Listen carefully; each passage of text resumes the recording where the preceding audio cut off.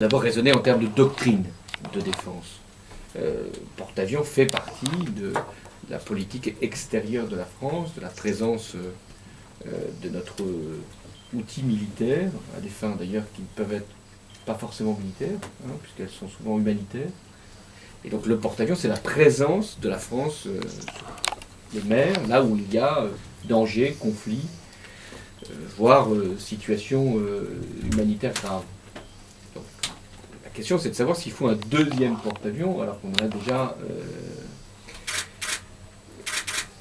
construit un qui donne satisfaction. Ce que nous disent les militaires dans cette même doctrine, c'est que, compte tenu des phases d'immobilisation du porte-avions, et surtout avec sa propulsion nucléaire, il faut avoir un deuxième porte-avions.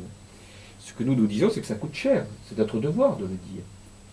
Surtout quand on nous parle de l'endettement de la France, ce qui d'ailleurs ont considérablement accru l'endettement de la France.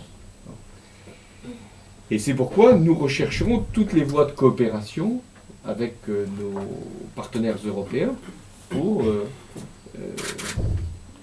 aller vers un porte-avions qui pourrait être européen. Je crois que c'est ça qui devrait être notre démarche.